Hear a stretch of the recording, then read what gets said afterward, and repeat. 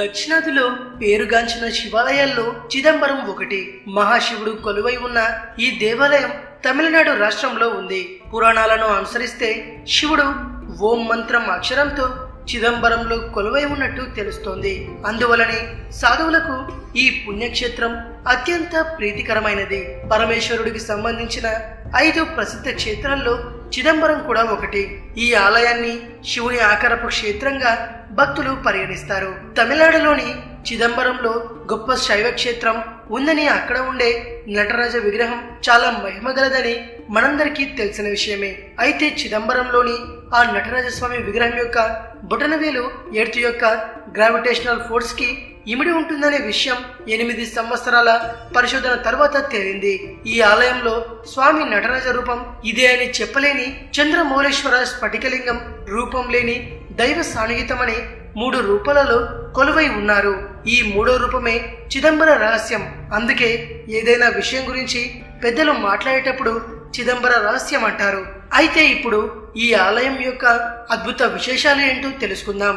ఈ ఆలయం ప్రపంచ అయస్కాంత క్షేత్ర మధ్య బిందువుగా ఉంది. పంచభూతాలని మనం చెప్పుకునే భూమి, ఆకాశం, వాయువు, అగ్ని, నీరు, వీటిలో చిదంబరం ఆకాశానికి ప్రతిరూపమని, కాళహస్తి వాయువు ప్రతీక అని, కాంచీపురంలోని ఏకాంబరేశ్వరుడు భూమికి ప్రతీక అని అందరూ అంటారు. అయితే ఇక్కడ ఇంకో ఆశ్చర్యం కలిగించే విషయం ఏంటంటే ఈ 3 దేవాలయాలు ఒకే రేఖ అంశంపై ఉన్నాయి. అవునండి, ఇది నిజం. 79 డిగ్రీల 41 నిమిషాల రేఖాంశం పైన ఇవి ఉన్నాయి.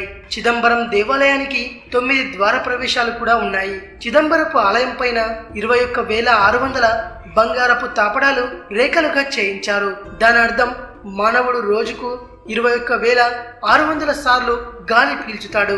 ఈ బంగారపు తాపడం చేయించడానికి 72,000 బంగారపు మేకులు వాడారు. మన శరీరంలో ఉండే నాడులు 72,000. ఇక దేవాలయంలో పోణాంబరం కొంచెం ఎడమవైపుగా ఉంటుంది. అది మన హృదయస్థానం. అక్కడికి వెళ్ళడానికి పంచాక్షరి పడి ఎక్కాలి. అది నామ శివాయ అనే పంచాక్షరిని సూచిస్తుంది. కనుక సభలో 4 స్తంభాలు 4 వేదాల్ని గుర్తు చేస్తాయి. పోణంబాలో 28 స్తంభాలు 28 శైవ ఆగమాలకు ప్రతీకలు. శివారాధన పథకాలు ఇవి 64x64 స్తంభాలను బ్యాలెన్స్ చేస్తున్నాయి. అంటే 64 కళలకు ప్రతీకలుగా నిలిచాయి. అంతేకాదు అడ్డు దూలాలు, రక్త ప్రసరణ జరిగే నాడులు, 9 కలశాలు 9 రకాల శక్తికి ప్రతీకలు. అర్ధమండపంలోని 6 స్తంభాలు 6 శాస్త్రాలకు ప్రతీకలు. పక్కన ఉన్న మండపంలోని 18 స్తంభాలు 18 పురాణాలకు ప్రతీకలు. నటరాజ నృత్యాన్ని సైంటిస్టులు కాస్మిక్ డాన్స్ అనేవారు. ఈ వీడియో గనక మీకు నచ్చినట్లయితే లైక్ చేయండి, షేర్ చేయండి. మరిన్ని ఇంట్రెస్టింగ్ వీడియోస్ కోసం రీమిక్స్ కింగ్ ఛానల్ ని సబ్స్క్రైబ్ చేయండి.